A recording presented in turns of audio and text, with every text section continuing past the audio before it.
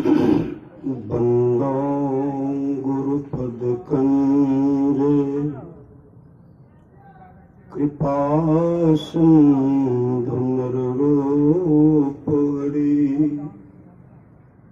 महामोह तुम पुंज जासु बचन रवि करनी करा धन धन सतगुरु सुखदा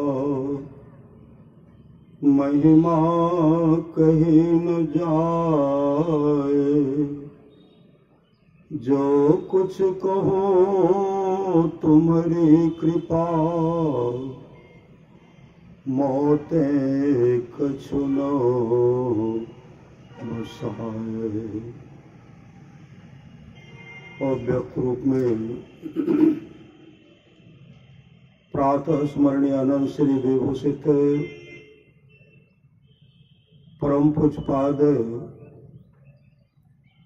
सदगुरु महाराज की चरणों में कोटि कोटि नमन। मंचासीन परम पूज्यपाद बाबा के चरणों में कोटि कोटि नमन। विशिष्ट गुरुजन, उपस्थित सत्संग प्रेमी महानुभावों, माताओं एवं बहनों, सभी के अंदर में बैठे परमात्मा को कोटि कोटि नमन।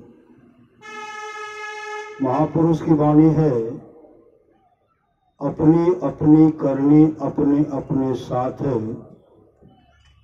अपने अपने साथ करे जो आगे आवे, बाप के करनी बाप पूत पूत ही पावे, जोरू के करनी जोरू खसम खसम को फलता, अपने ही करनी से जीव भवजल पार उतरता। नेकी बदी है संग और न संगी कोई, देखो बूझ विचार संगे जई है दोई, पलटू करनी और के नहीं और के माथे, अपने अपने करनी अपने अपने साथ। जो अपना कर्म करेंगे वही आपके साथ जाएगा और दूसरे करेंगे तो दूसरे को मिलेगा। अभी जो हम लोग सत्संग कर रहे हैं, ऐसे महान आत्मा कहिए जो गुरु के प्रति बहुत समर्पित रहते थे, गुरु के प्रति बहुत समर्पित रहते थे। स्तुति, प्रार्थना, ध्यान, सत्संग करते हुए अपने शिक्षक के पद पर थे और कर्तव्यनिष्ठ महापुरुष थे। ऐसे महापुरुष के पुण्यतिथि के अवसर पर सत्संग कर रहे हैं। सबके जन्मदिन, सबके छठी शिला, सबके मुंडन संस्कार के अवसर पर सत्संग नहीं होता है। ऐसे कोई बहुत बड़े भाग्यशाली होते हैं जो गुरु के दुलारे होते हैं, गुरु के प्यारे होते हैं, उन्हीं के लिए सत्संग का आयोजन किया जाता है। जो हम लोग कई वर्षों से पुण्यतिथि के अवसर पर सत्संग करते हैं। भगवान नरसिंह भक्त प्रहलाद से कहते हैं, प्रहलाद किसी भी कुल में मम भक्ता, मेरा एक भी भक्त अगर हो जाता है, वह 100 पीढ़ी को वह भक्त तारता, सो वह भक्त 100 पीढ़ी को तार देता है। ऐसे सुपुत्र कहिए, सुपुत्री कहिए, और धर्म की ओर जाने वाली, धर्म में रक्त रहने वाली उनकी पत्नी है, जो उनके यादगार में उनके आत्मा को शांति मिले, उसके लिए सत्संग करा रहे, प्रत्येक वर्ष करा रहे, बीच बीच में भी सत्संग करा रहे। भगवान श्री राम की वाणी है, भगत स्वतंत्र सकल सुख खाने, बिनु सत्संग न पावहि प्राणी। जीवन में सत्संग चाहिए, सत्संग करिए नित सत्संग को बाधा सकल मिटाए, यह अवसर फिर ना मिले दुर्लभ नर्तन पाए। आप लोग जानते होंगे, सच्ची घटना है। एक लड़का था जिसका उम्र हो गया 15 वर्ष। वो अपने माँ से पूछते, माँ सबका पिताजी को देखता हूँ, मेरा पिताजी कहाँ है? उनकी माँ आंसू बहाने लगी, करी बेटा जब तुम मेरे गर्भ में पल रहा था उसी समय तुम्हारे पिताजी मुझसे रुष्ट होकर के घर से निकल गए। 15 वर्ष हो गया, अभी तक वो वापस नहीं आया। वह लड़का, वो भगवान के अनन्य भक्त थे। वो लड़का गुरु के दुलारे, गुरु के प्यारे थे। अपने माँ से पूरा परिचय, पिता का पूरा पता लेते, गांव का पता लिखवाए, दादाजी का नाम बताए, लिखवाए और नाम का सुमरन करते हुए, गुरु प्रदत्त मंत्र को जपते हुए जब आगे बढ़ते हैं, घनघोर जंगल को गए। वहां जैसे गए तो देखते हैं एक टीला है। उनके मन में हुआ कि यहाँ बैठ करके ध्यान करना चाहिए। बैठ करके ध्यान करने लगे, नाम का सुमरन करते हुए, मानस जप, मानस ध्यान और दृष्टि योग की क्रिया करते हुए नाम का सुमरन कर रहे हैं। और जैसे ध्यान से वो निवृत्त होते हैं, एक सज्जन वहां आ गए और वह पूछते हैं, ऐ बालक कहाँ घर है? क्या नाम है? तुम्हारे पिताजी का क्या नाम है? दादाजी का क्या नाम है? गांव कहाँ? सब पूछते हैं। तब वो लड़का अपना नाम बताए, पिताजी का नाम बताए, दादाजी का नाम बताए और गांव का नाम बताए। तो वो सज्जन कहते, तो फलाना व्यक्ति का पुत्र है। कहा? कहाँ जा रहे हो? कहा पिताजी को ढूंढने के लिए। उस सज्जन कहा, देखो मैं तुम्हारे पिताजी को बहुत नजदीकी से जानता था। पहले मेरे साथ उनकी अच्छी संगति थी, लेकिन जब वो बड़े हुए तो बटमार हो गए, लुटेरे हो गए। दूसरों का धन हरण करने में, दूसरे का धन हरण करते थे, लोगों का हत्या करते थे, लोगों के घर में डाका डालने का काम करते थे। डाका डाल करके धन तो संग्रह कर लिए और सोचे सब मिल करके धन का बंटवारा कर लेंगे और तब जाएंगे तो परिवार का भरण पोषण करेंगे। धन का बंटवारा तो कर ही रहे थे, हिस्सा लग गया। लेकिन तुम्हारे पिताजी का और जो साथी था, उसके मन में हुआ अगर इसका हत्या कर देते हैं, इसका धन मेरा ही हो जाएगा। उसी समय सब मिल करके तुम्हारे पिताजी का हत्या कर दिए। प्राण तो निकली, प्राण तो नहीं निकला था, मतलब श्वासा चल रही थी, आ रही है, जा रही है। उसी समय बाघ आया, ऐसी जगह बाघ आया, जैसे तुम्हारे पिताजी के साथी थे, बाघ को देख करके भाग गए और तुम्हारे पिताजी तो लाशवत थे।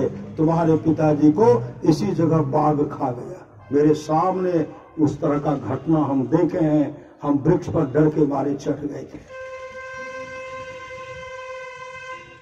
जीवन पर्यंत वो अपने पिताजी को ढूंढोगे, नहीं मिलेगा, इसलिए तो वापस जाओ। लड़का रोने लगा और रोते हुए नाम का स्मरण करते हैं। गीता का चौथा अध्याय का जब वो मंत्र का उच्चारण करने लगे, उच्चारण कर रहे, उसी समय भयंकर आवाज हुई, भयंकर आवाज।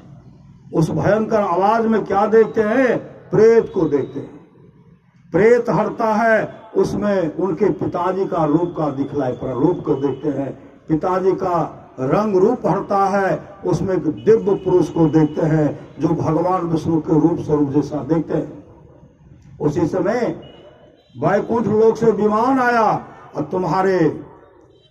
तुम्हारे पिताजी जो यहाँ बिलख बिलख करके प्रेत योनि में प्राप्त, प्रेत योनि में भोग रहे थे, यहाँ 15 वर्ष तक व्यतीत किए।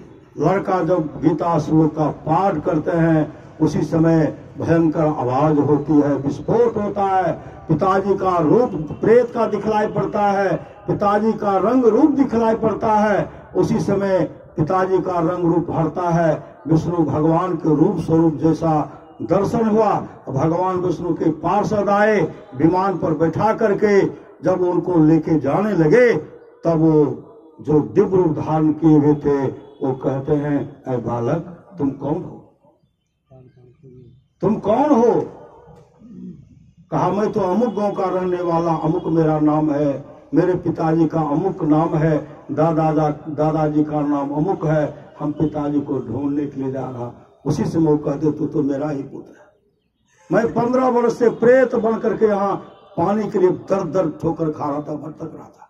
ऐ मेरे लाल, तुमने मेरा उद्धार कर दिया, मैं वैकुंठ लोक को जा रहा हूं।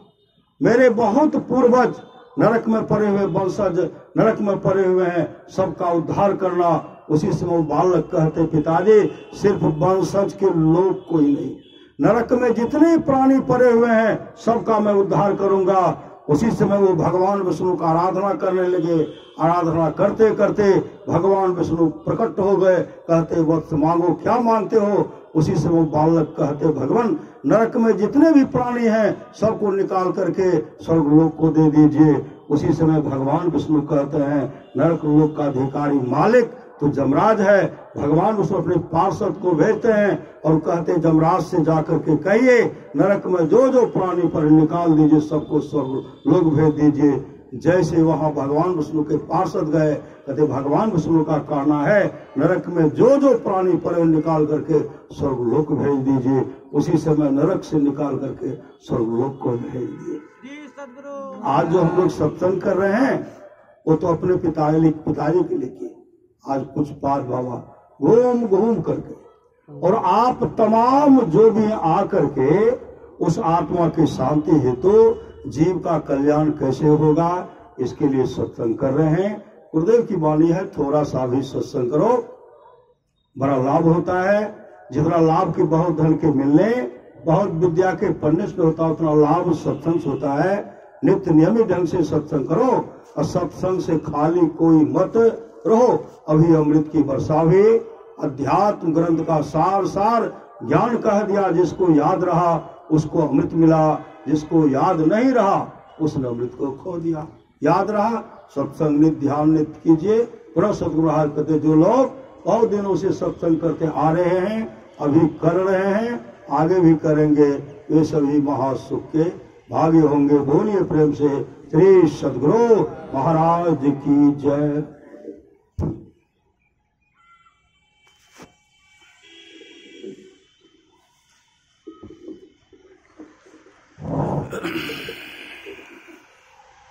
हमारे बाई साइड में कृष्णानंद बाबा सादे निवास में है, बिहार के ही रहने वाले हैं, सहरसा जिला के रहने